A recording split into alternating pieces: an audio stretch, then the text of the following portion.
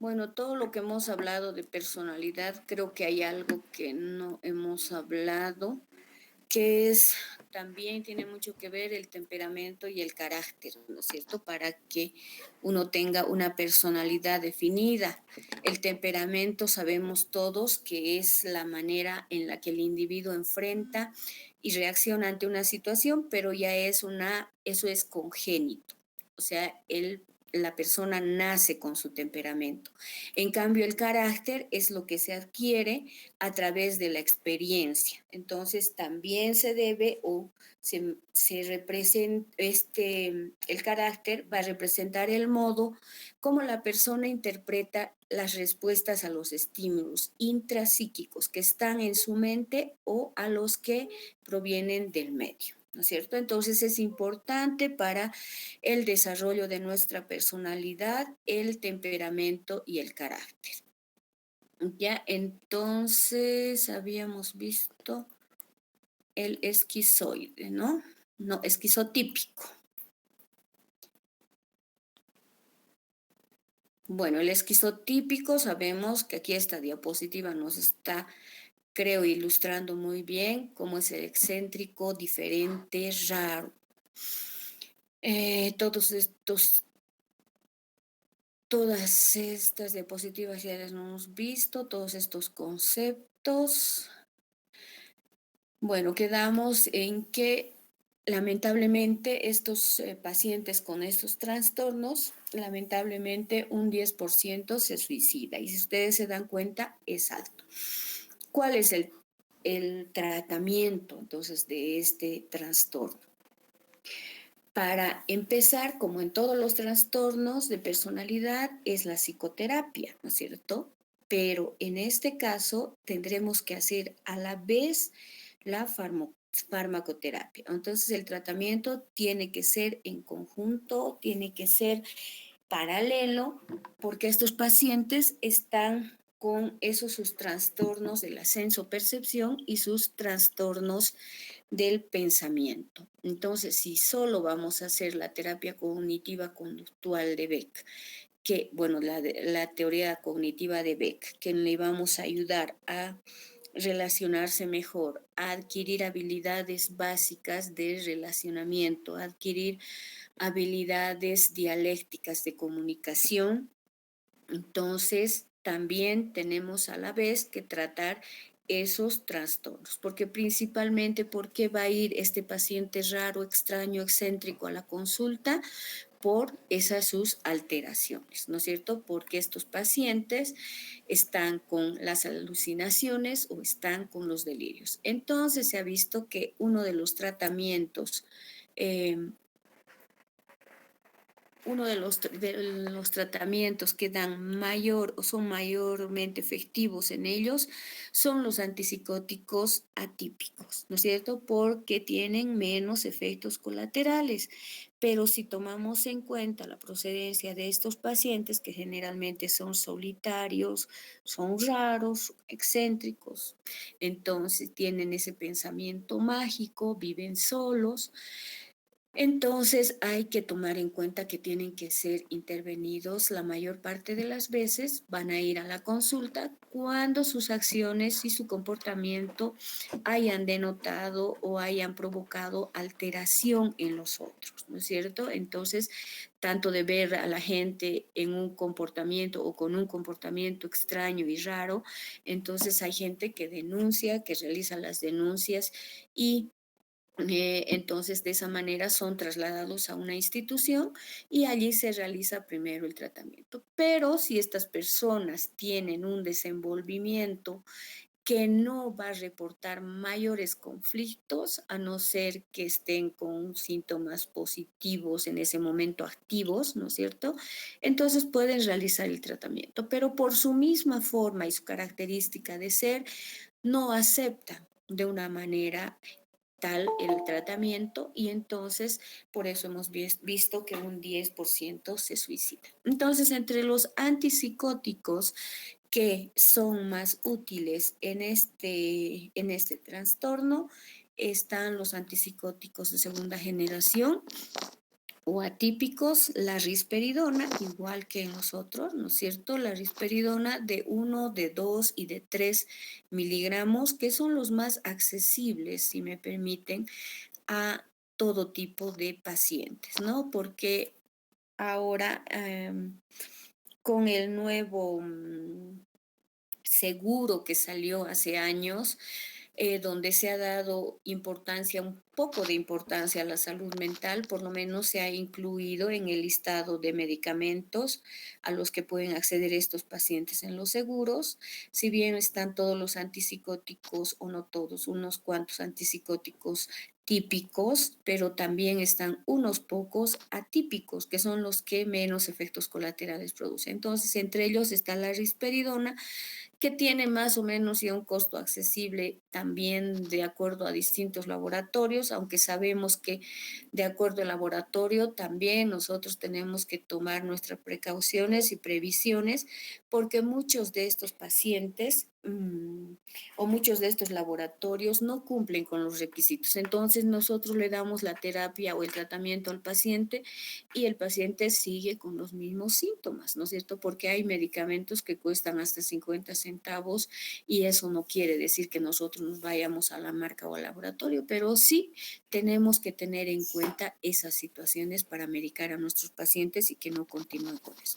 Entonces, la risperidona, que podemos dividirla dependiendo del grado, ¿no es cierto?, de conflicto que esté generando o del tipo de alucinaciones o delirios que tenga el paciente, entonces, y de acuerdo, obviamente, a toda la situación social, familiar, etcétera, tenemos que medicarlo. De acuerdo a ello, vamos a iniciar con dosis terapéuticas para posteriormente alcanzar dosis plenas y después dosis de mantenimiento, ¿sí? Entonces, es muy importante, además por la ansiedad que conlleva, todos los trastornos de personalidad tienen un marcado componente ansioso, entonces por eso también se puede utilizar ansiolíticos, como las benzodiazepinas, ¿no? Entonces, el tratamiento farmacológico estará dirigido a tratar al paciente con antipsicóticos típicos o atípicos si nosotros vamos a elegir, pues elegiremos los atípicos y benzodiazepinas. El segundo grupo de trastornos de personalidad, que es el grupo B, que son esas personalidades con inclinación al dramatismo, que son muy emotivos, ¿no es cierto? Entonces son teatrales, erráticos, dramáticos, tienen esa conducta, ¿no es cierto? Entonces, en este grupo están el antisocial, el límite de personalidad, el histriónico y el narcisista. El trastorno antisocial, aquí ya esta diapositiva nos está ilustrando bastante de cómo son estos pacientes, ¿no es cierto? Cómo pueden cambiar frente al terapeuta, frente al entrevistador, cómo pueden cambiar esa su imagen y mostrarse seductores, mostrarse pacíficos, mostrarse de una manera en que pueden ser abordables, confiables, etcétera. Pero pues en el fondo su forma de actuar es diferente, ¿no es cierto? Entonces, estos pacientes actúan de esta manera, ¿verdad? O sea, pueden mostrarse muy confiables, muy amigables, pero sin embargo, cómo son en realidad y cómo a uno lo pueden tratar. Entonces, estos pacientes no tienen en cuenta los sentimientos, la propiedad, la autoridad, respeto hacia los demás, porque todo está en busca de su propio beneficio, ¿no es cierto? Todo lo que realizan, lo realizan a favor de ellos.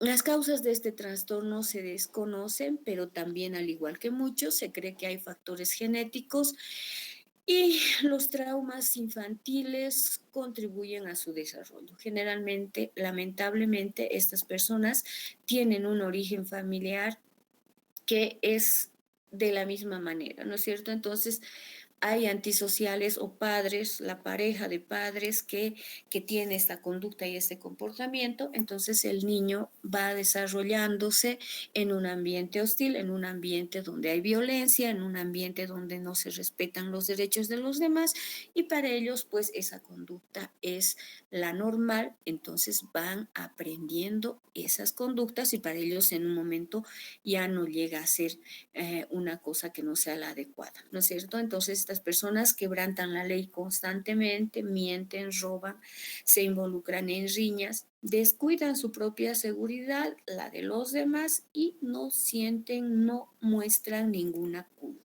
¿No es cierto?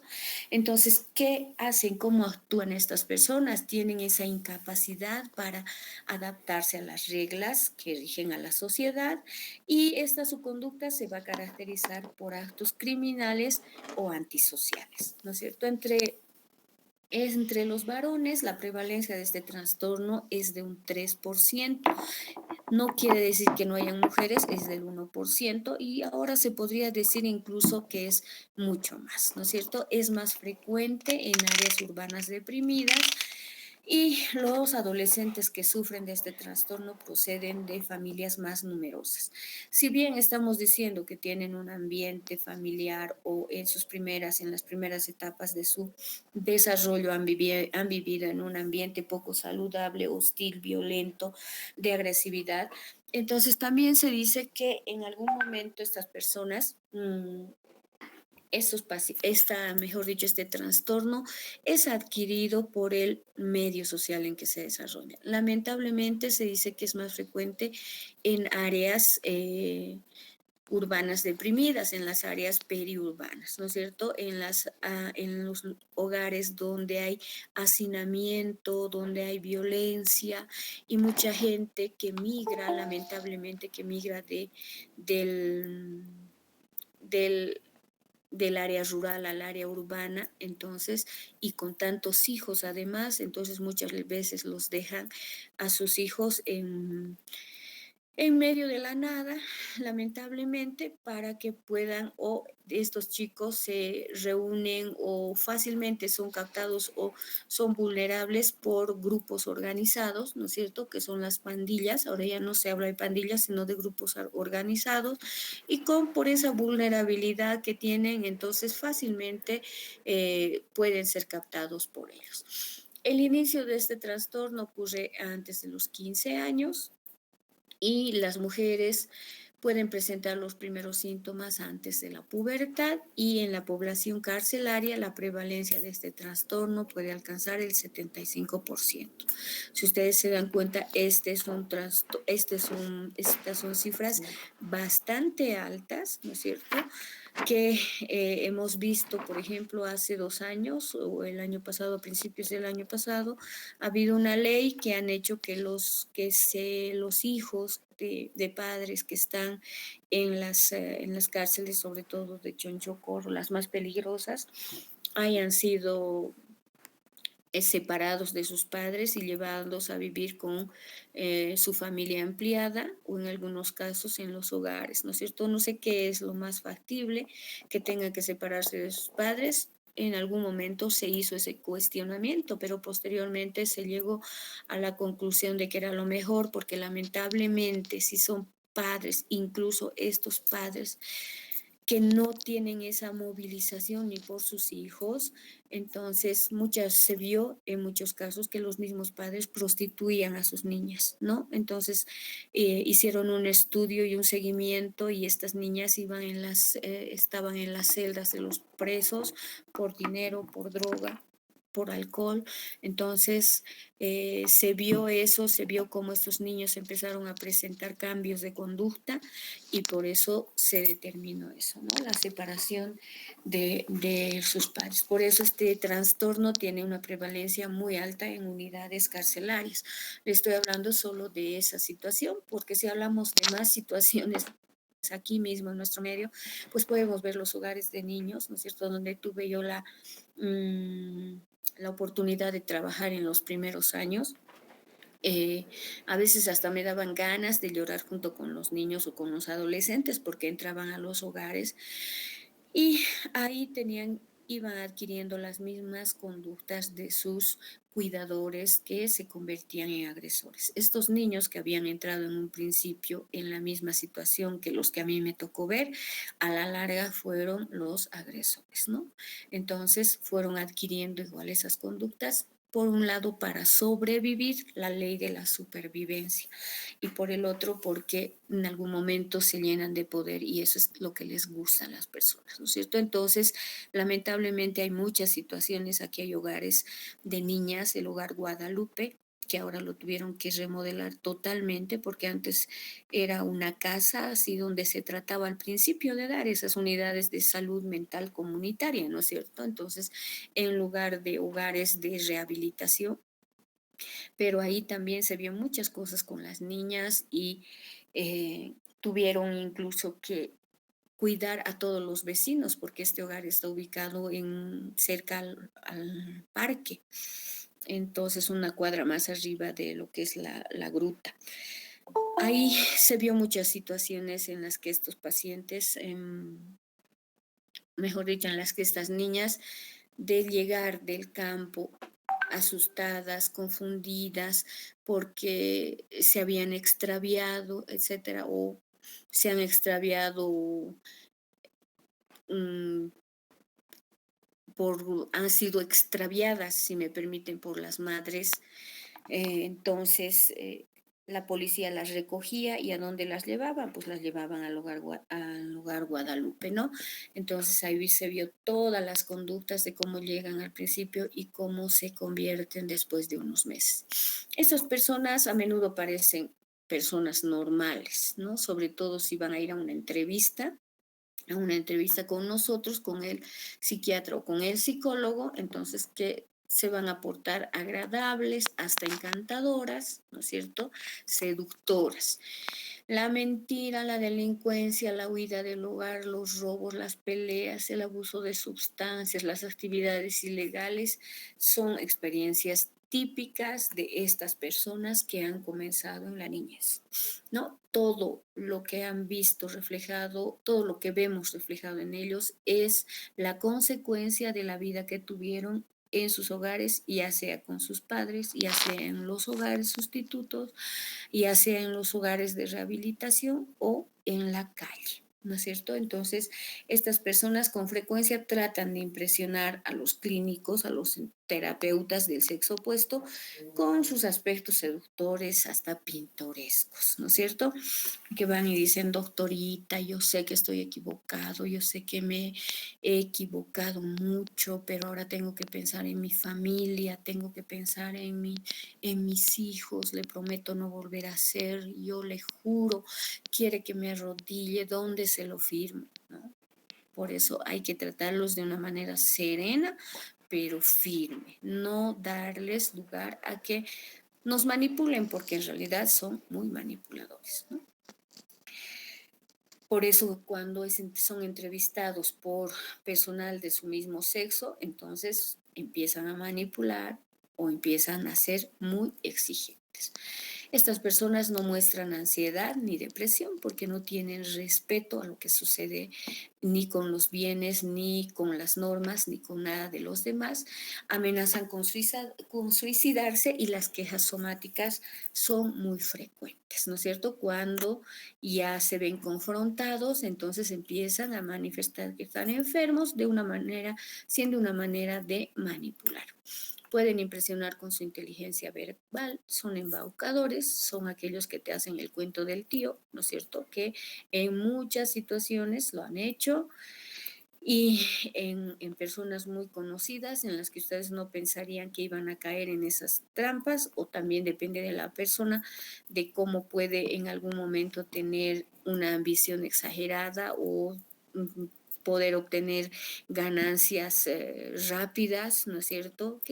Esas cosas no suceden generalmente, ¿no es cierto? Entonces, por eso estos embaucadores que hacen el cuento del tío, realmente son muy inteligentes porque tienen esa habilidad para planificar las cosas y hacer caer en esas redes a las personas incautas, ¿no? Entonces no dicen la verdad, no se puede confiar en ellos. La promiscuidad, los abusos al cónyuge, abuso a niños, el hecho de conducir ebrios se dan como parte de la rutina de la vida diaria de estas personas. Son agresivos, son violentos, no respetan nada, ni siquiera a su familia, ¿no es cierto? Entonces velan solo por sus intereses y por eso son tan violentos y agresivos. Los pacientes con este trastorno pueden confundir a la persona más experimentada incluso, ¿no es cierto? Por esa su característica forma de ser, por esa su verborragia, por esa su inteligencia, por esa su manera de expresarse.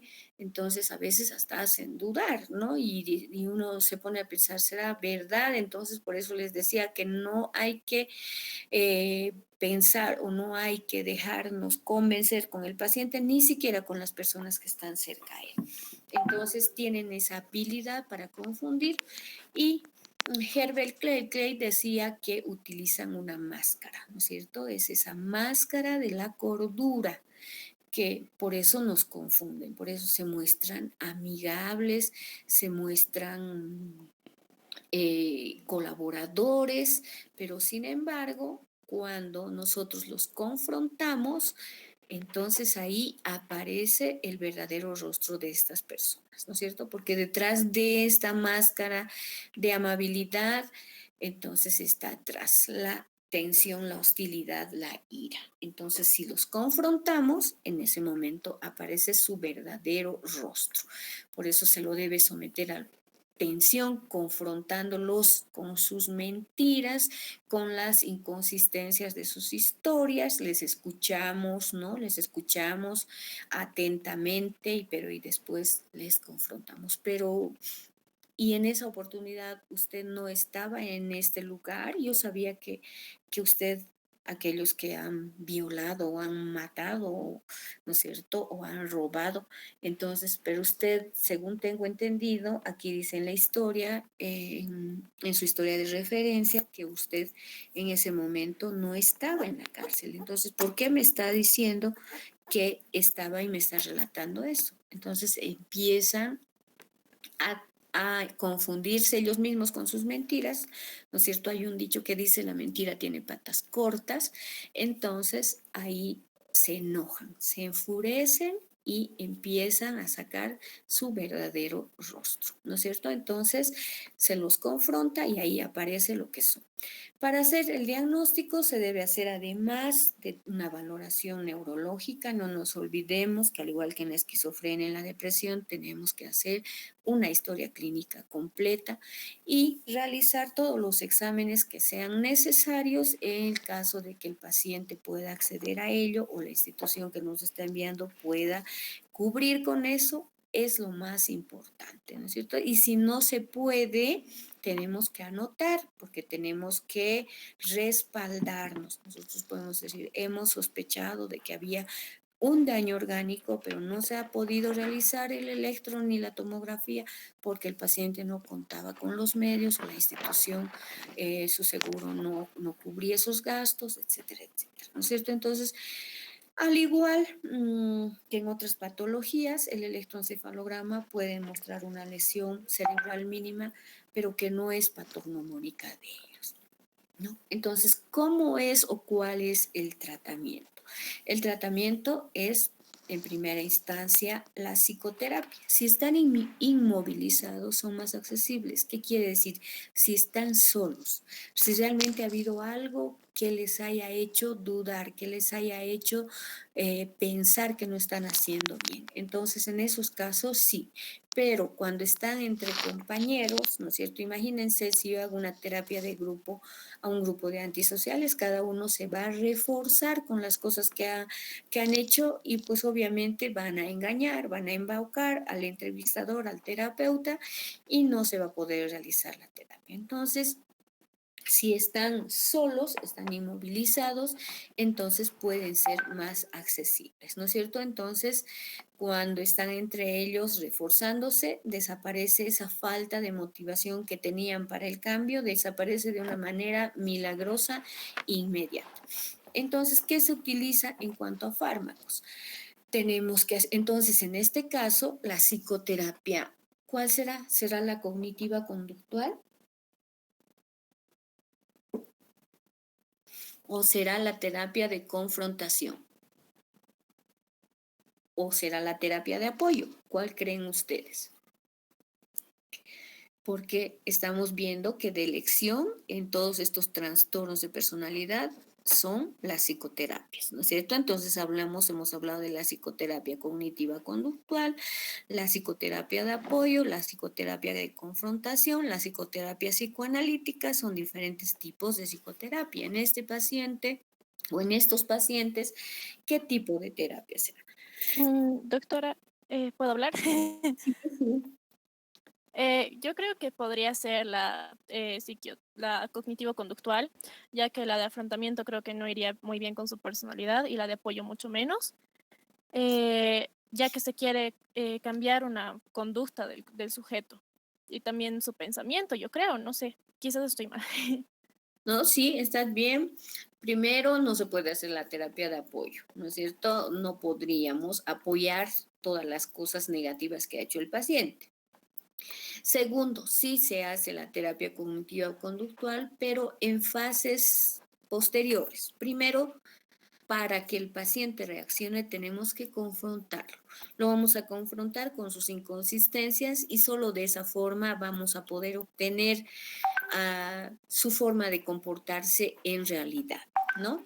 Entonces, después de haber hecho la terapia con la psicoterapia de confrontación, que no es larga, la más larga es la cognitiva conductual, por supuesto. Entonces, sí realizamos esa terapia porque tenemos que hacer cambiar esos sus pensamientos equivocados, errados y esa su conducta, ¿no es cierto?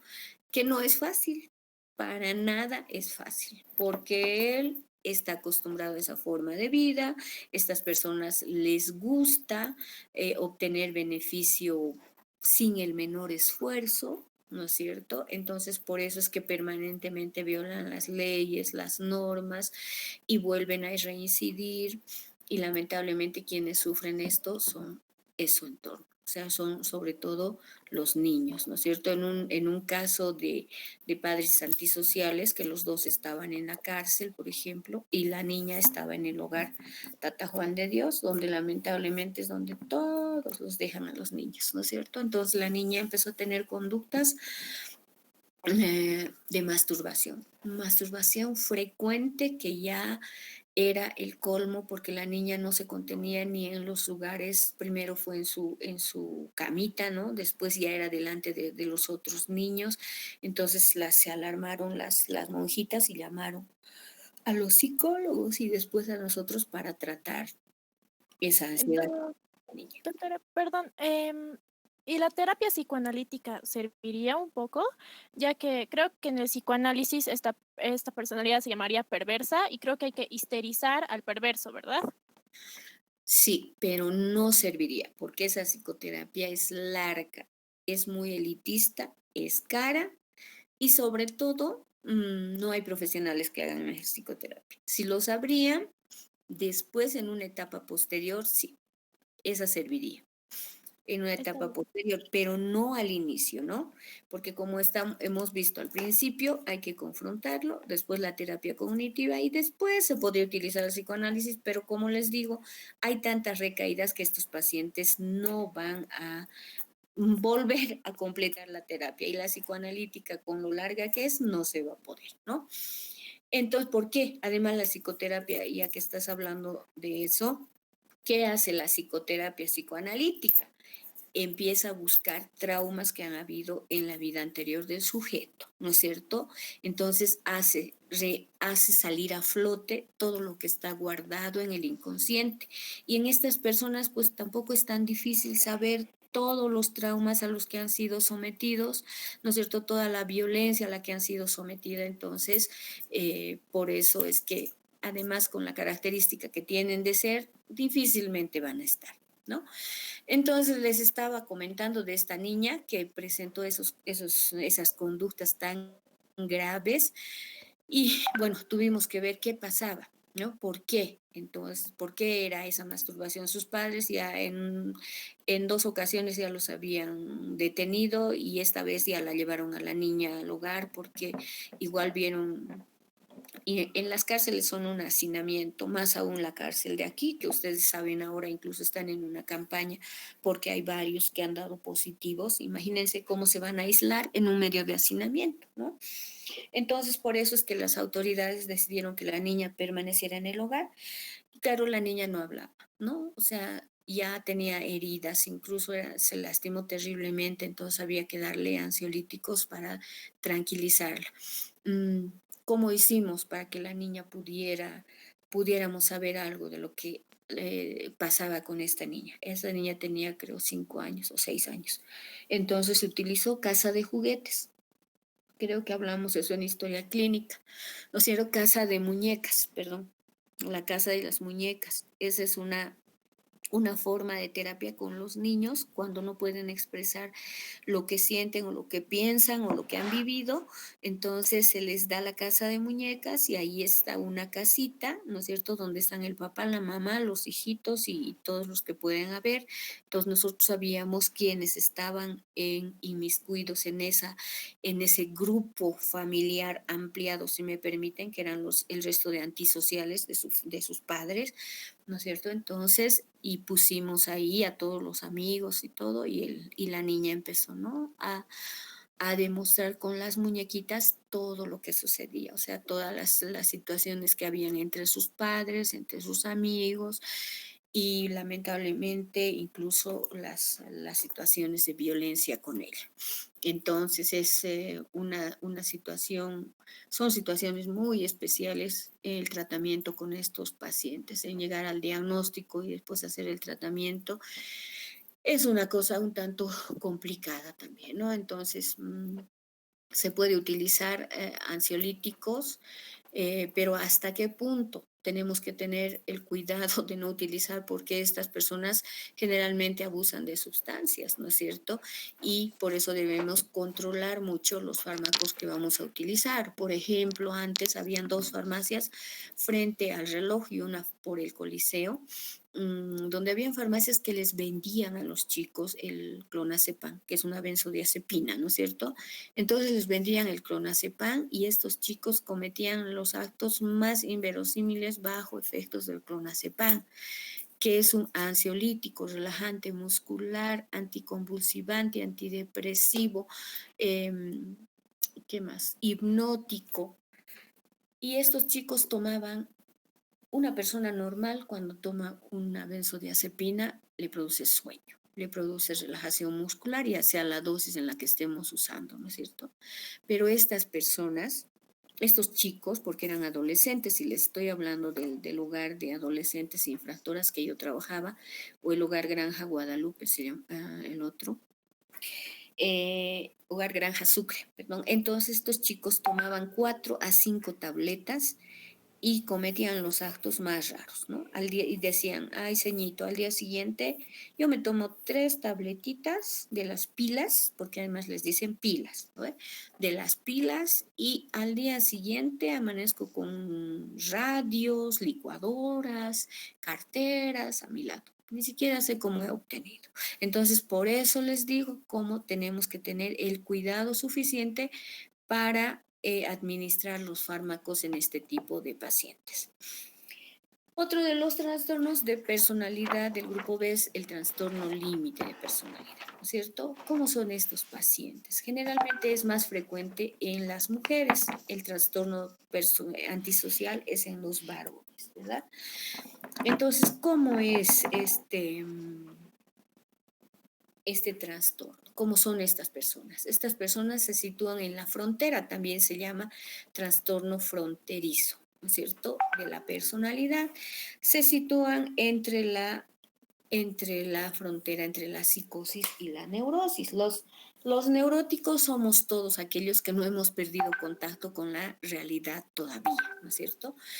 Y los psicóticos ya sabemos que son los que han perdido ese contacto con la realidad y que pueden llegar a tener síntomas, o mejor dicho, pueden llegar a tener patologías como la esquizofrenia. Entonces, estas personas se caracterizan por tener una inestabilidad afectiva, conductual, de relaciones objetales de autoimagen, pero de una manera extraordinaria. Son muy inestables. Por eso tiene varios nombres. Se ha llamado esquizofrenia ambulatoria, personalidad pseudoneurótica, trastorno psicótico del carácter, personalidad como si estuviera ya en el otro lado, ¿no es cierto? Ya hubiera traspasado esa línea que separa lo normal de lo anormal, trastorno de la personalidad por inestabilidad. Entonces, hay muchos nombres que recibe, es uno de los trastornos más difíciles de tratar, porque hay esa inestabilidad en todas las áreas, ¿no es cierto? En el área afectiva, en el área conductual, en el área de relaciones, en la autoimagen de ellas mismas. Entonces, tiene muchísimos nombres. No hay estudios definitivos sobre su prevalencia, pero se cree que afecta del 1 al 2% de la población. Es 2 veces más frecuente en mujeres que en hombres, ¿no es cierto? Y en los familiares de primer grado de estas personas se ha observado que hay una incidencia de trastorno depresivo mayor, trastorno por abuso de alcohol o de otras sustancias.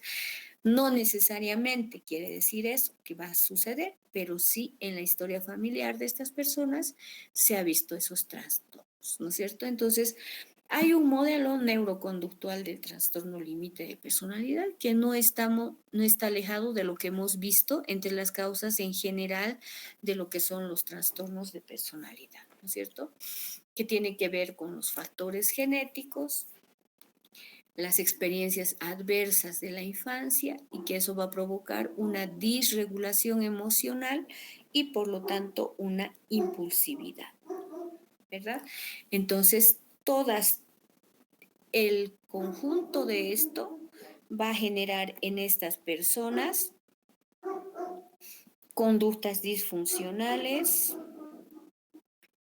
conductas autolesivas, porque ellas se lesionan, el cutting famoso, ¿no es cierto?, por llamar la atención, que se marcan hasta con el cabello se pueden provocar cortaduras, suicidalidad, se suicidan están amenazando permanentemente, entonces hay esas amenazas de suicidio y sus conflictos psicosociales y déficit psicosocial y cognitivo, ¿no es cierto?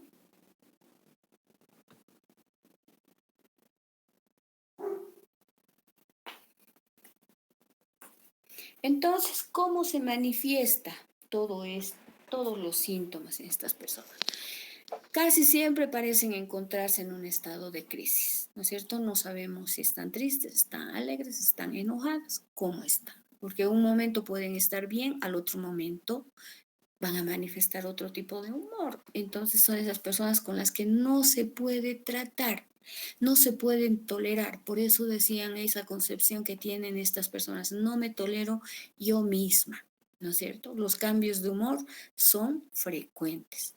En ocasiones pueden sufrir episodios psicóticos porque no por nada se van a provocar estas lesiones. Nadie en un estado sano de cordura se puede provocar esas lesiones, ¿no es cierto? O más lesiones. Esa conducta es muy imprevisible, por eso aparece en cualquier momento con estas conductas o lesiones, o se han cortado las venas y han escrito en su espejo, o están amenazando con irse, con suicidarse, etcétera, etcétera, ¿no es cierto? Y rara vez sus logros están a la altura de sus capacidades, pues obviamente no van a poder disfrutar de los logros que tienen porque por esa su inestabilidad. Pueden cortarse las venas, automutilarse para llamar la atención, se sienten dependientes, hostiles y las relaciones que tienen con los demás son conflictivas. Por eso nadie las tolera. Si ellas mismas no se toleran, entonces nadie las tolera. Expresan ira hacia sus amigos más íntimos cuando sienten que los han decepcionado y eso generalmente sucede permanentemente, pero a la vez no toleran la sociedad, la soledad, buscan una compañía, aunque sea insatisfactoria. no pueden estar solas. No importa si me llevo mal con él, pero el hecho es de que no se sientan solas, ¿no es cierto? Y permanentemente sienten esos sentimientos crónicos de vacío y se quejan por ello. Yo misma no me tolero, los demás no se preocupan por mí, ¿no es cierto? Entonces, si esta persona está manifestando eso, entonces, ¿cómo podría pretender que los demás la toleren y se preocupen por él? Por eso, permanentemente tienen esas quejas, esos sentimientos de vacío. Su razonamiento puede ser normal, pero distorsionan sus relaciones con los demás.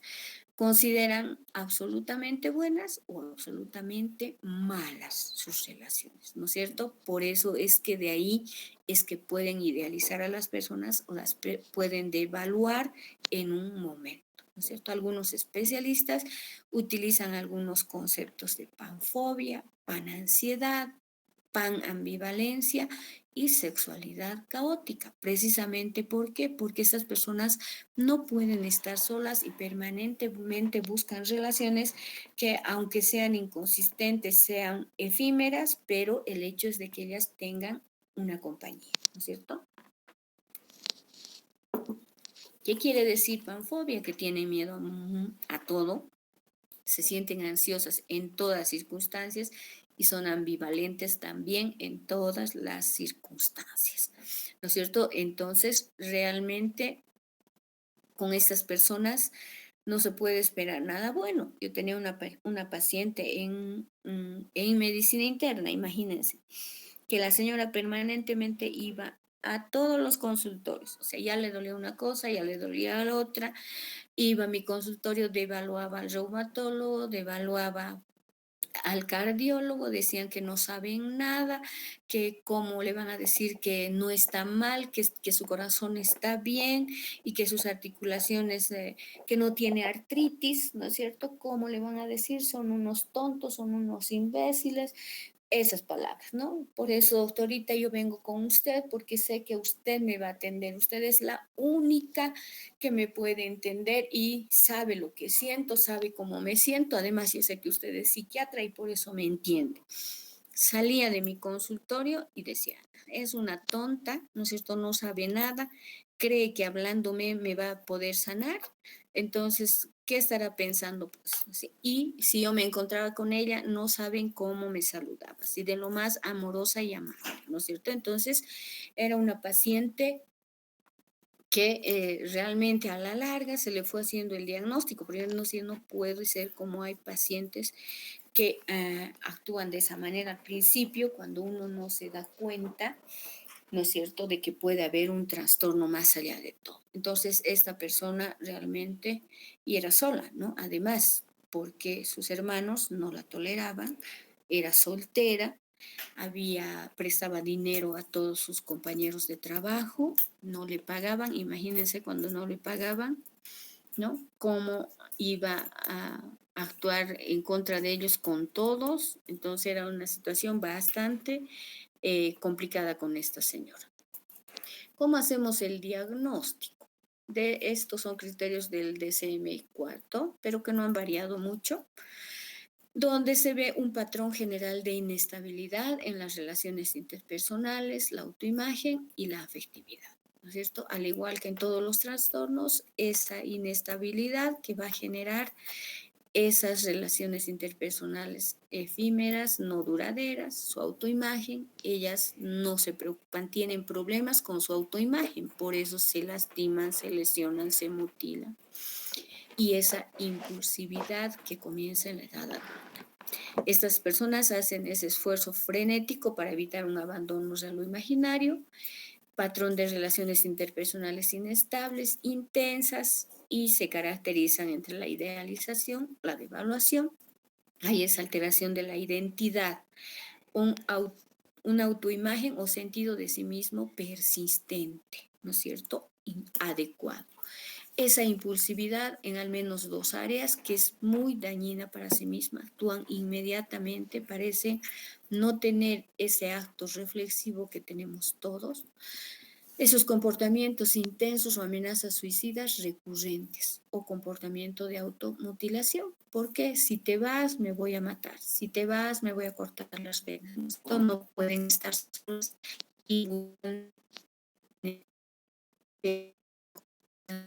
a una persona. Hay una inestabilidad afectiva debido a una notable reactividad de su estado de ánimo, porque son tan cambiantes, tan ambivalentes, esos sentimientos crónicos de vacío, esa ira inapropiada, intensa, esas dificultades que tienen para controlar la ira y a veces esa ideación paranoide, ¿no? Que puede ser transitoria y que está relacionada con el estrés o con los síntomas disociativos graves. Entonces podemos ver toda la impulsividad, ¿no es cierto? Todas las lesiones que se realizan de estos pacientes. Hay películas, ¿no? De este trastorno. Hay una que se llama Borderline, precisamente, que trata de una psiquiatra que trabaja en un penal y que tendrían que verla. Entonces estas personas tienen esos comportamientos de inestabilidad en todas las situaciones de su vida, ¿no es cierto? Abusan de drogas, se mutilan, se lesionan, están enojadas, están alegres, están iracundas. Entonces todo lo que pueda reflejar esa inestabilidad y esa ambivalencia afectiva, ¿no? Tanto como odian, así llegan a odiar. Tanto como aman, mejor dicho, después llegan a odiar. Entonces, ¿qué tratamiento tenemos que hacer con estos pacientes? La psicoterapia, ¿no es cierto? El tratamiento de elección es la psicoterapia. Pero en estos casos, ¿cuál será el tratamiento o qué psicoterapia será para ellas? ¿Será la de confrontación? ¿Será la de apoyo? No podemos apoyar eso, ¿no es cierto? Es la cognitiva conductual. Pues sí, también es la cognitiva conductual y el psicoanálisis, porque en ello sí tenemos que hacer un psicoanálisis. ¿Por qué esa conducta? ¿Por qué esa conducta tan errática, tan dramática, ¿no es cierto? Tan impulsiva. Es difícil la terapia, tanto para el paciente como para el terapeuta. Si les estoy contando de esta mi paciente, que además iba a medicina interna, ¿no es cierto? Entonces, es muy difícil la alianza terapéutica. Entonces, hay que utilizar la terapia cognitiva conductual, cambiar esos pensamientos equivocados después, ¿no es cierto?, para controlar esos impulsos, esos ataques de ira. Tenemos que utilizar, ahora ya les voy a hablar de otro tipo de terapia que hay en estos pacientes, que también se van a reducir esa sensibilidad que tienen a la crítica y al rechazo, ¿no es cierto? Pero si actúan mal, si son tan impulsivas, entonces obviamente la gente los critica y los rechaza. Se utilizan videos, se graba, le decimos que se grabe a la paciente, ¿no es cierto?, en todas sus formas de actuar o en las situaciones en las que cree que pueda grabarse. Y entonces vea, de esa manera pueda ver el daño que le hace a los demás con sus actos. Si no le decimos a ella, podemos decirle a un familiar, ¿no es cierto?, para que le graben y después ella pueda ver y realmente analizar cuál es esa conducta y de esa manera se la puede ayudar. Para controlar la ira, la hostilidad, utilizamos antidepresivos, también utilizamos benzodiazepinas para controlar esa conducta impulsiva. Hay una terapia que se llama la desensibilización y reprocesamiento por movimientos oculares, que está muy asociado a este trastorno. Es semejante a la terapia cognitivo-conductual, pero está orientada a facilitar que estas personas puedan procesar sus emociones de una manera adecuada, ¿no es cierto? Y llegar a acuerdos, si me permiten el término, como dice aquí, con los recuerdos traumáticos que tienen. Porque ¿por qué actúan así estas personas? Precisamente porque han habido situaciones tan graves que han hecho que ellas vayan teniendo esta forma de actuar. Entonces, ¿qué es el reprocesamiento por movimientos oculares? el paciente, el terapeuta le dice a la paciente que cada vez que recuerde una situación extrema, traumática que ha sentido, entonces mueva los ojos de un lado a otro, ¿no? Y de esa forma va a ir atenuando cada vez los recuerdos o las sensaciones, los sentimientos dolorosos que le produce ese trauma. También son tratamientos largos, ¿no es cierto? Que se trabaja antes, durante y después de, de estar el paciente en el consultorio. Entonces los terapeutas están entrenados en ello, incluso les dan sus teléfonos para que los puedan llamar en caso de que se hayan provocado una lesión, se hayan lesionado o en el caso de que hayan tenido esos pensamientos negativos, ¿no es cierto? La idea es que vayan recordando y se vayan teniendo como, a ver si me permite una expresión, vayan perdonando todo lo que ha sucedido en la etapa traumática y vayan de esa forma adquiriendo un pensamiento, una afectividad, un comportamiento saludable, ¿no? Entonces, que lleguen a un acuerdo con lo que ha sucedido en la etapa donde más